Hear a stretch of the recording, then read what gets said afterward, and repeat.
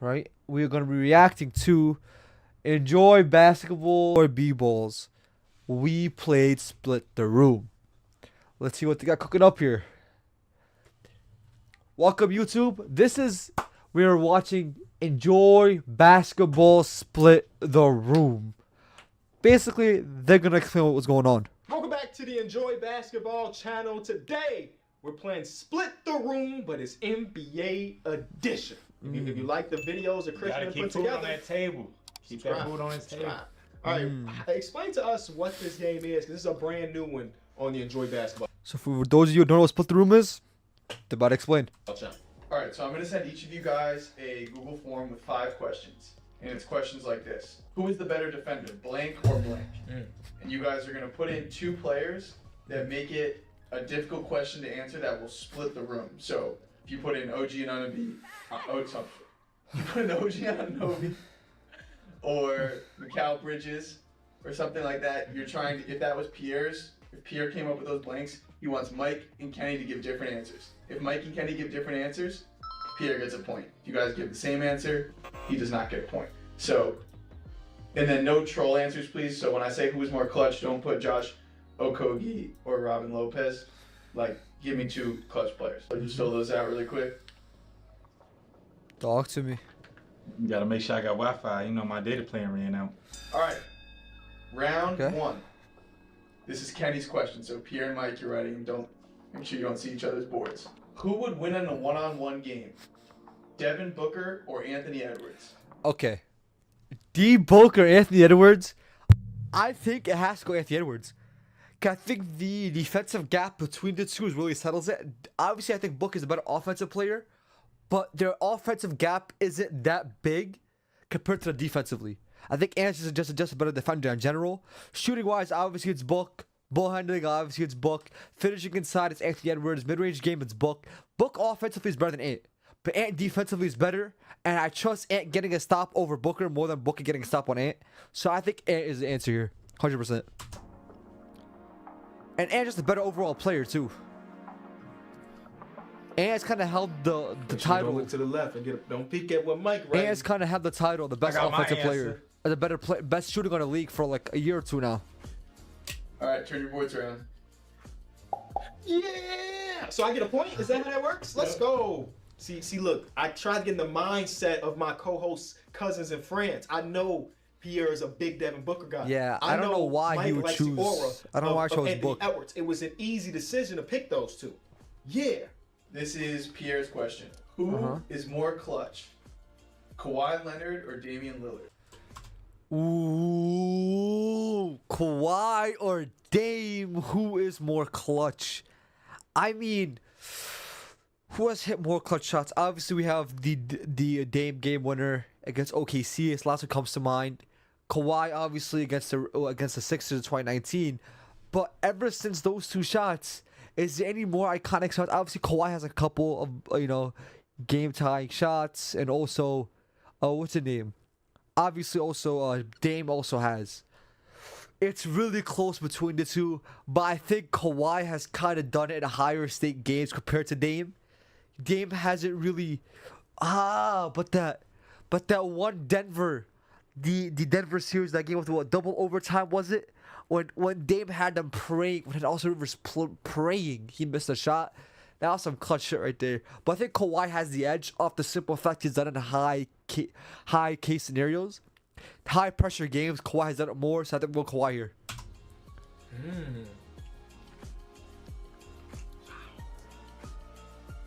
Wow.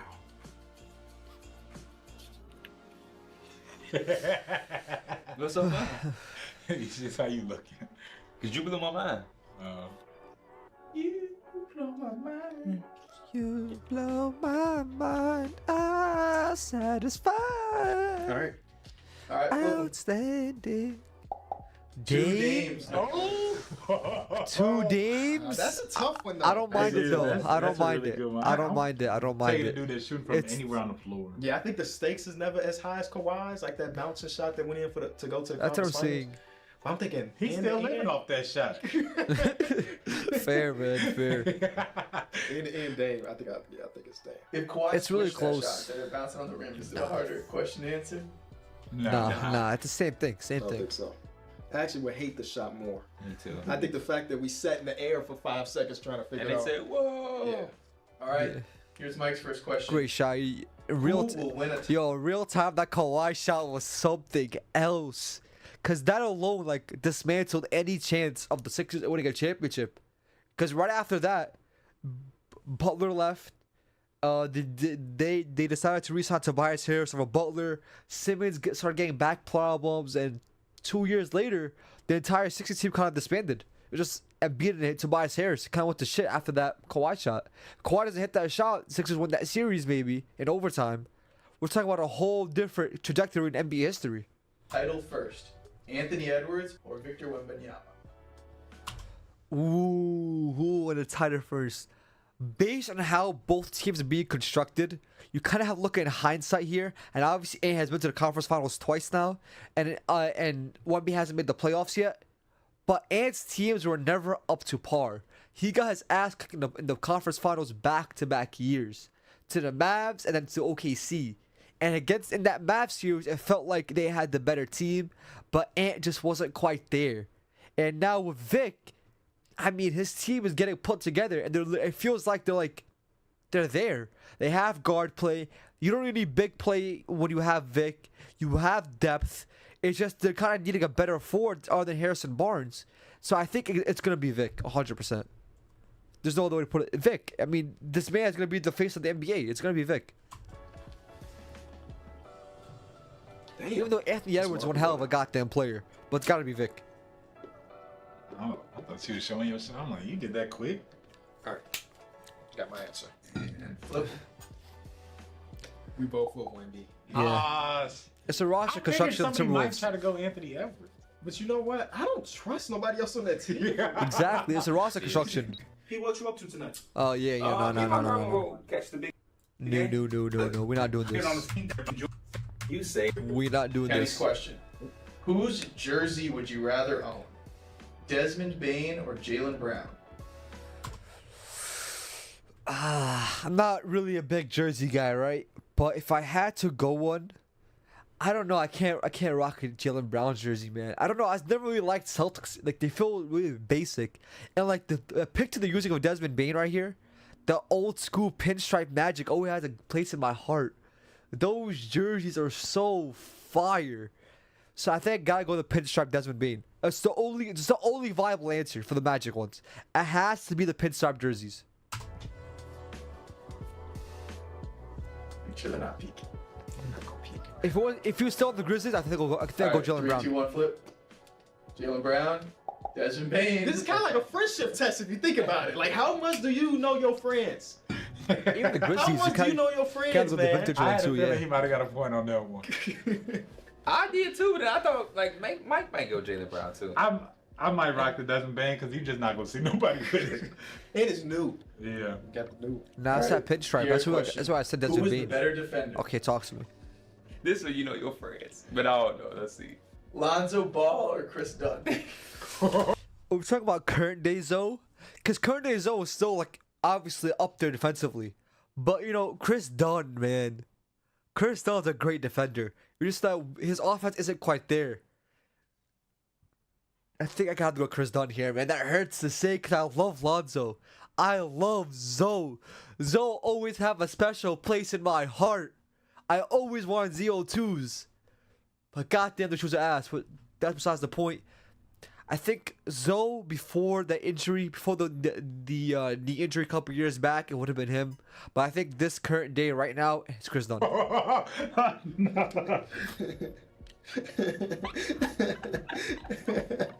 has to be Chris Hell Dunn. no, that's so funny. Oh boy. 3, 2, 1, flip. That's a definitely know your friends. Man, they said Lonzo at training camp turned their head. Hey, they did say that shit. Turn their They did head. say that shit. All right, Mike's question. Who would you rather have in a game 7? Talk to me. Jokic or Giannis? There's one answer and one answer early, and the answer is Giannis Antetokounmpo. Because if you guys don't know, Nikola Jokic in Game 7s is not that great. I'm pulling it up right now. Hold up. If y'all don't believe me. Jokic in Game 7s. 2019, 26 points. Oh, no, what am I talking about? 21 points, 15 and 10 assists. Shooting 36% from the field. 34% from the field as Jokic. 0-4 from 3. He just wasn't good in this game. And you talk about it here. He had 29. This is in 2019 also. 29, 13, and 2 assists for Jokic. 42% from the field. 33% from 3. Also, not a bad game from Jokic. Remember, it's also young Jokic. Right? Still wasn't the best game. Still wasn't a terrible game either. Even turnovers, Jokic. Right? But then we get to Utah game against the Jazz. I remember this game too. Also, was not a bad game. Jokic is still putting up Jokic numbers. But then you get to games like the Clippers, where he struggled. 5 of 13, 0-4, 22 boards. It's Jokic. He's always gonna find ways to be more effective on the court. 14 rebounds. 13 assists. To call Jokic do Jokic things, that isn't the issue. It's just then you can't look at the efficiency.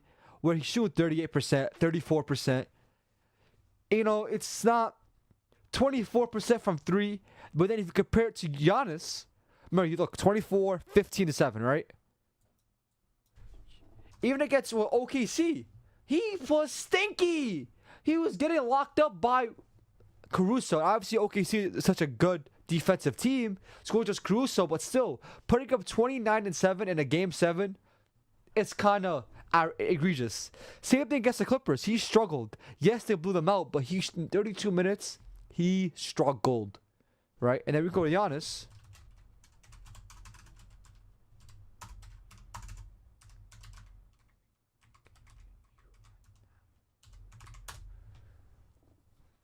Giannis has played three game 7s in his career. 29, 14, and 6. Right? And I know it's such a small sample size, but the numbers are, honestly, Giannis has better numbers. In the small sample size Giannis has played, he has better numbers. I know it's only 3 games, right? And a lot of this gets break. Look at this, 40 points, 40, 13, and 5, 25, 20, and 9. I mean, this was a really young Giannis. This is year 5. He just started getting into himself. Also, Jokic, 2019 and all that, same thing. But you kind of start to see that Giannis is a better Game 7 player than Jokic. Simple as that, honestly. I think the answer is Giannis here. Don't get me wrong. It's not like Jokic is a wrong answer. Giannis is just a better Game 7 performer. Because Jokic just gets tired. I mean, that's kind of the gist of it here. And if you do believe it's Jokic, fine, that's your opinion. But I'm trusting Giannis more in the Game 7. I know the best player in the world, you kind of have to go with it, but I'm going Giannis.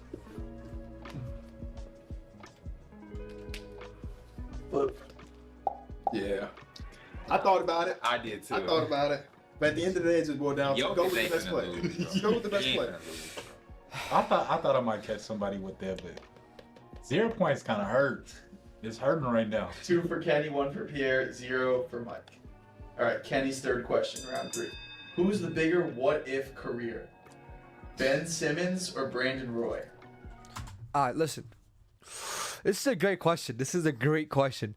I wasn't really big into basketball at the time when Brandon Roy was really popping off, so I didn't really get to watch him in real time.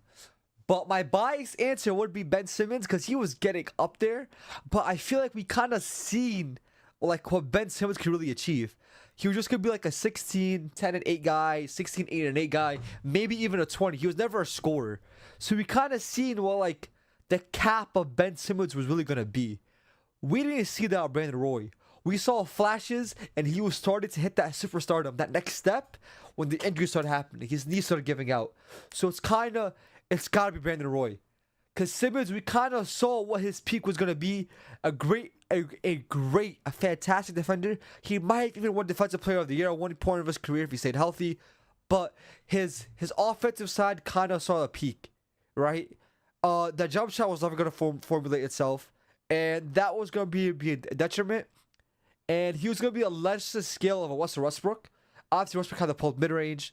But he was never gonna have the scoring highs of a Westbrook, and his scoring averages kind of evened out around 16 points per game. So you kind of have to take that with a grain of salt. He might have hit that 20, like I said, but it's gotta be Brandon Roy. It's gotta be Brandon Roy. I would say this is the toughest question to really have an answer for. Yeah. Because I was gonna try to go a tier below that too, but it's like, do anybody really care about those guys? You know what I mean? It's Brandon Roy, 100%. I think Brandon Roy might be. No, I can't say that. I was about to say big one after. I'm locked in. This is my type of game, I man. went Yeah, Ben Ben Simmons. Simmons too. Only reason I didn't go Ben Simmons is because I feel like Brandon Roy, we really didn't get to see too much of. Right. Exactly. We saw a decent amount of Ben Simmons as. Yeah, I went Ben Simmons because in a different light, like we've seen players similar to Brandon Roy's mold. Ben Simmons was like a one-of-one type player. Yeah, fair, fair. comps coming out of college. Yeah, All fair, right, fair. here's third question. Which GM would you rather have running your team? Bob Myers or Sam Presti? Alright, so Bob Myers obviously drafted Steph, right? Obviously Bob Myers drafted Steph, and he drafted Clay, he drafted Draymond, he signed KD. Those kinds of man moves, and he signed Iguodala. Bob Myers, hell of a GM, right? A lot of luck involved in his GMing because there wasn't really any trades. It was a lot of draft stock. He was kind of drafting a lot. Not really in blockbuster trades, nothing risky. He almost traded Steph though. He was close to trading Steph. So we kind of have to, keep that in mind. He almost traded Steph. Presti, on the other hand, has made a lot of mistakes in his career, especially with trading away James Harden and giving him his money. But after that, James Harden, I felt like he handled everything else pretty well. Trading away Westbrook and Paul George when he did at the perfect timing, you kind of saw that vision. Personally, it's kind of hard to say because a lot of what Bob Myers did was luck-based. Kind of hitting on Steph, hitting on Clay, hitting on Draymond in the second round. That is luck, and you kind of you can't fault him for that either. But Presti has made a lot of good, better trades. It kind of knew how to keep the team running for years. Think about it, the OKC has been relevant from the early 2010s until now. He built 2 championship contending teams in that span. The Warriors kind of kept the same core throughout and didn't know what to do after that core. And that's why Bob Myers jumped ship when pressure got hot. So I'm going Presti. I know it's a championship. I know This they is my won hard 4 rings under Bob Myers, Two but it's gotta be Presti. It just depends on how you like your teams. You like them young or you like them under fucking niable. A lot of luck I based. probably ain't get no point for this.